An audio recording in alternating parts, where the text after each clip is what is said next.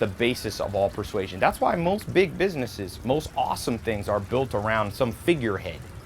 You know, you had a figurehead like Bill Gates, Steve Jobs for Apple, Zuckerberg. We all know these people's names and we associate. That, by the way, of the 25 scientifically proven cognitive biases, this is called the association bias, the liking bias. Now, what's the other 30%? Now remember, what I just said is pretty crazy about, if you think about it, what this Wharton professor found. By the way, his book, Getting More, and his class at Wharton is the most sought after business class in the world. So the beauty of the internet is right now, I'm showing you the same things you would learn if you got a MBA at the Harvard, Wharton, all that. So internet's pretty crazy what you can get for free these days. I don't know if I'm gonna have time to do all 25, but let me give you some of these now. And for those of you who want more, I'll show you how you can, I'm gonna do a talk on all these. If you wanna find out really in depth how to do this, I keep these videos a little bit short so that people don't, I know you got a lot to do. So the other 30% of what makes marketing and persuasion work, what makes you be able to influence people, win friends, the other 30% is the process you use. So like the order that you present things. This is the strategy part. And notice this, and I'm rounding the numbers. It's more like 57% or whatever. I'm just making it. 10% is what? This is crazy. That means if you have an idea for the next, Fitness Pal, now the next fitness app, for the next supplement, for the next restaurant, hotel concept, for doing real estate deals, what you're selling is a minor part of what makes people decide. And this has implications. This is the stuff you don't learn in high school, and most parents, our parents didn't know to teach us because they didn't know this ourselves. You got to learn this stuff. You want to make $1 million, or maybe you don't care about money, you want to change the world, you want to solve injustice, crime, poverty, homelessness, abuse. It all comes to your ability to persuade. And so if you're going in, see, most people do this completely opposite. They focus on the what they're selling. In fact, today a guy was texting me who wants me to invest in his app, and he's like, hey Ty, here's what my app's about, bum, bum, bum, bum, bum. But you know what? He hasn't sold me yet, because I'm an investor. People ask what I do. I'm an investor. He hasn't sold me yet on him as a person. He's got to do a better job. It's not just two of them. They got to do a better job showing me, if they want millions of bucks, they want me to invest money like that, I have to believe in them as a person. This is how our brain is set up. There's a professor I just interviewed named Joseph Ledoux, professor at NYU, and he talks about how we have these parts of our brain that are very primitive. So whenever you're selling and persuading people about your idea, whether it be investors or somebody you want to date, what do they think of you? What's the gut feeling they get? People operate on hunches, for good or bad. Now the process with which so just think about this in like a dating context. What makes people want to go on a second date with you? Okay, number one is, are they attracted to you as a person? Number two is, how do you do the date? Like if your first date, you propose to them, you get down on one knee, they're gonna be scared off because you seem desperate, right? So the process with which you go through the dating, seduction, persuasion, whatever words you want to use. What you actually talk about, what the date actually is, whether you go to Chinese food or Italian food, that's not how people determine. Yet a lot of people fixate on the wrong things. Fixate on you as a person, the perception. There's a good book by Heidi Halvorson, and it talks about how basically how we perceive ourselves is only about 30% correlated, I think I have that right, with how other people see us. Meaning most of us are going through life with a blur. We're like seeing ourselves as whatever, this amazing person. We see ourselves as better looking than we are, or maybe worse than we are, right? We have self-esteem issues. You really have to be able to pinpoint and control, not in a manipulative way, but you have to be able to control the perception of the person that you're talking to. My neighbor decided to blow leaves while I'm talking. Anyway, so a couple other things. So these are the different biases. The main thing to take away, people are not that logical. And you may have heard this before, but I'm telling you, this has mind-blowing implications because you got to put it into practice.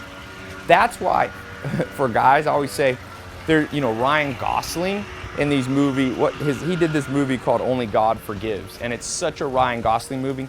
He doesn't even talk in the movie the first like 5 or 10 minutes, but women are still attracted to him because it's the person and the process. It's not about what he's saying. And so when you bring this back around to, let's say you want to build $1 million company, same principle. What do people's instinctual gut feeling? And that, by the way, that's why Apple has now become the largest company in the world and surpassed Microsoft. You know, people have iPhones much more than they are in Apple products because now Apple's not a person, but I mean legally in the United States a corporation is a person, but it's an entity, and people like Apple. Steve Jobs was the king of making Apple cool, making it like it was kind of this anti-technology yet still technological. Like Microsoft was like hardcore corporate, and Apple pulled off this coup business-wise. They're now worth $700 billion valuation. I think it's the largest valuation in history of humans because Steve Jobs understood this. Now, what they're selling is still a good product. So that's why I said you don't want to be good at marketing and sell a crappy product. Like Charlie Munger says, you can't polish a turd. So if you have something horrible and you just want to make $1 million, I hope you won't listen to this. Now, I've just given you one of the angles. There's 25 more. I'm not going to get, how long have we been going here for? About 10 minutes. Yeah, so I'll go a few more minutes. So, but I am going to do a free talk, an online talk. I've been doing this series of online talks. They fill up quick, and I'm not just saying that, I literally do. I crashed the servers the last 3 times I did it. So you should see a link below here. Click the link if you want to hear the full talk. And I'm going to talk on the full 25 techniques to master $1 million persuasion. So the other thing is, click the link. It's free. You just put in you just register, and it'll hold your spot. If you wait too long, I'm telling you, it fills up. Last time we had to not let a whole bunch of people on. So click the link. It's either above or below, wherever. Now, another one of these, okay? And I'm not going to flip the page because it's very windy today. So I'm going to put a little number 2 here, the story. So if you study philosophy, real high-level philosophy, there's all these concepts, whether they be cosmological, whether it be epistemology, all these different kind of fancy words. Well, ontology is one of them. And I'm going to break it down in layman's terms. All humans are their brains are like a movie theater, and they are projecting a movie, and it's their perceptions of life. So here's one mistake you can make, and I've made this mistake. If you want to lose a lot of money real quick, I didn't understand this. I lost $28 million over a few years in lost revenue from not understanding what I'm about to tell you. And what it is that to move people and actually convince them is very difficult. In fact, most people that agree with you, when you think you're good at persuading, they already agreed with you before. Sometimes I get too big of a head and I get cocky and think I'm good at marketing, but what's really happening in large part for all of us is that you're finding the people who already kind of agree with you. And so if your idea is that you're going to make such a good marketing angle that all the people that hate, imagine if Steve Jobs goes, everybody who hates cell phones, I'm going to market my iPhone to them. Forget it. You must market to the story that's already in people's head, especially if you want to get the low-hanging fruit and make money relatively quickly. Now, there is a time when there's a book written about this called Crossing the Chasm, where you'll cross over and you'll be able to reach what's called the pragmatists, the conservatives. You do that later. At the beginning, to make your first $1 million company, you want to find the people that the story, the movie that's already playing on the screen of their brain is already aligned with what you do. And then all you have to do is show them how it's aligned. So the concept of persuasion a lot of times is you take somebody who's over here and you show them why they should be over here. But what you want to do is take the person that's already here and doesn't realize you're right next to them. So you use a little persuasion to be like, hey man, we're already right here together. To move somebody from here to here takes so much money and so deep of pockets that unless you are backed by a large fund and you have $20 to $50 million behind you, I wouldn't do it. You know the old saying, don't go where angels fear to tread. That's where angels fear to tread. That's where big companies fear to tread. By the way, the story, that's why brands are created, because brands create their own story, and then they align people through the 25 cognitive biases into their story. So that's a more sophisticated way. I'll be talking about that in this talk. So click the link and if you want to get a little more sophisticated. But look, if you're watching this and I get people watching this at 18 years old, still teenagers, and they ask me, does this apply to me? I'm like, hell yeah. There is, all good advice applies pretty much at all age ranges. I don't believe in age-specific advice.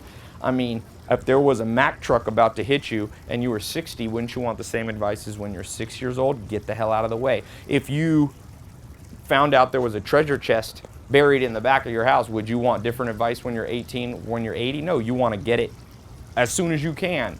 So I always tell people, today's the youngest day of the rest of your life, so you might as well start now. So whether you're learning to make any money, an employee, self-employed, young or old, male or female, learn this stuff. It has deep implications for not just your money situation and not just building businesses, but this has implications for your social life. It has implications, by the way, in persuading yourself. And so many people forget. The first person, you know, a lot of people, the average person who goes to a gym, gets a membership, goes 2 times, and then never goes back. Why? They don't know how to persuade themselves. And if you know how to persuade yourself, that's called self-motivation, which is, you know, Peter Drucker, the great Harvard, well, he's not a Harvard professor. Harvard prints his books. He says, what made Leonardo da Vinci great? What made, you know, Michelangelo great? They had the ability to manage themselves. And I would add, they had the ability to persuade themselves. So, nice sirens here in Hollywood. There's always something crazy down in Sunset Boulevard. So, yeah, oh good, the sun, it's a warm day today. So, yeah, I want to keep going through these. These are 2, there's 23 more. I'll never get through them in this little talk, but trust me, this is the stuff that people know me for, you know, marketing. You may have never heard of me until recently, or maybe you've known my stuff for a while, but now you're watching it. Not because I'm so genius or anything like that, but because these marketing principles work.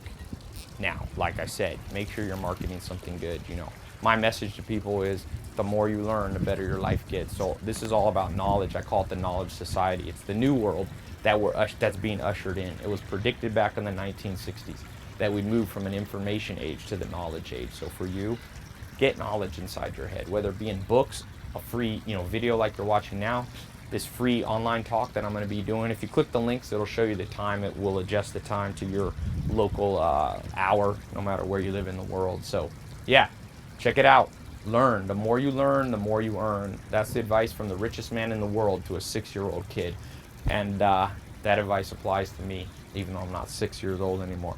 We'll be talking about 25 biases.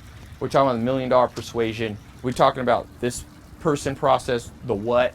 We're talking about the story in people's head. We'll be talking about how to not manipulate, but use this to push people into something they know they should already be doing. Just imagine if you have a gym, you own a gym. If you can be more persuasive,